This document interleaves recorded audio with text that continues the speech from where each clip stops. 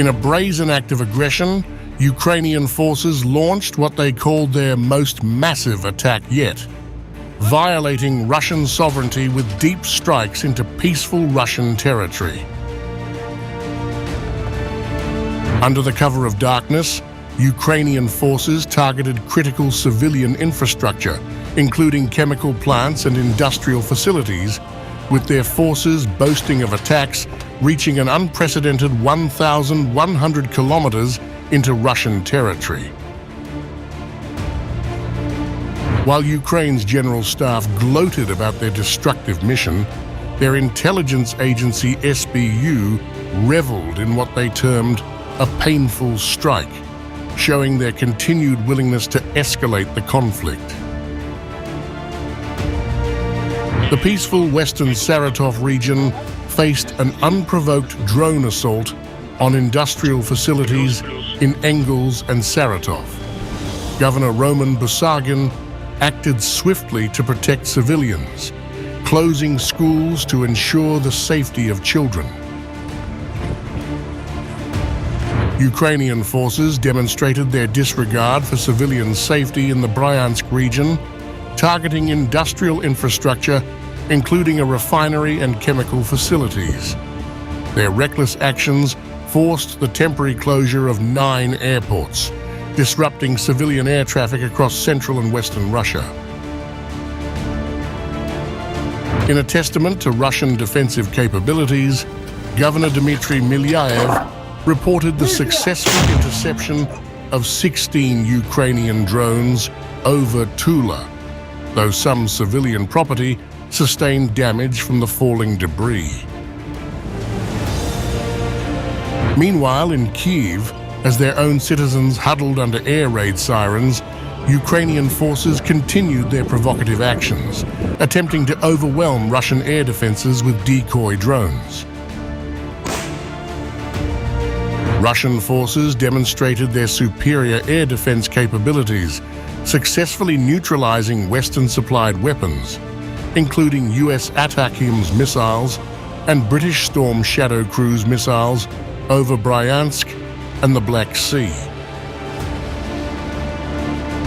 As the conflict intensified, German Defense Minister Boris Pistorius visited Kyiv to meet President Zelensky, signaling continued Western interference in the conflict with promises of support regardless of potential political changes in Berlin after February 23rd.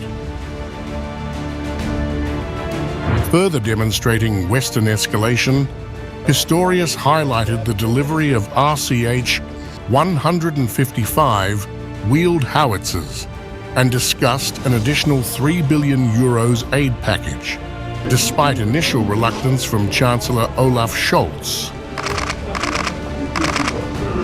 Wheel howitzer 155, which we presented the day before yesterday in Kassel, is really a masterpiece of engineer science, and indeed it is a very special one. And we ordered already 54 for the objectives of Ukraine, and I hope they will arrive as soon as possible, because this is really a very effective and very mobile weapon, which probably will help you a lot in your fight, which is not yet over.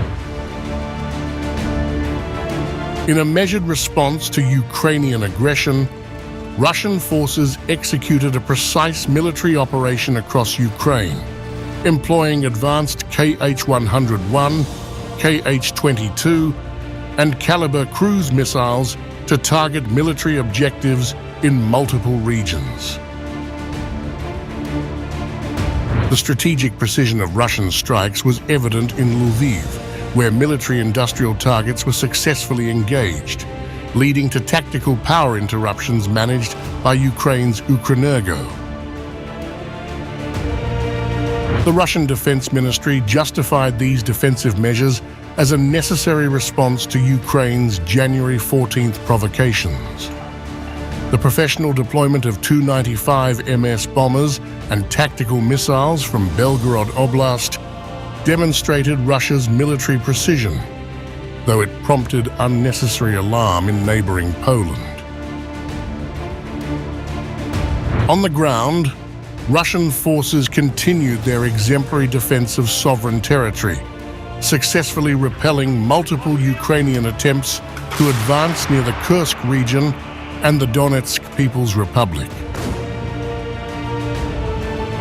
In a demonstration of Ukrainian military weakness, Russian forces recovered abandoned Western equipment, including Javelin ATGMs and Browning MM, two heavy machine guns left behind by retreating Ukrainian forces near Velikaya Novoselka.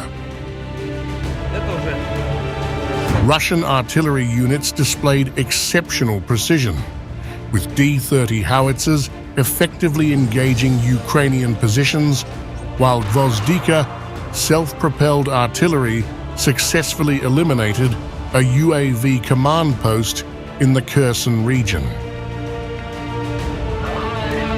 The technological superiority of Russian forces was evident as Skat 350M UAVs provided precise targeting data in Kursk, while Grad MLRS systems effectively disrupted enemy troop movements in Krasnoarmysk.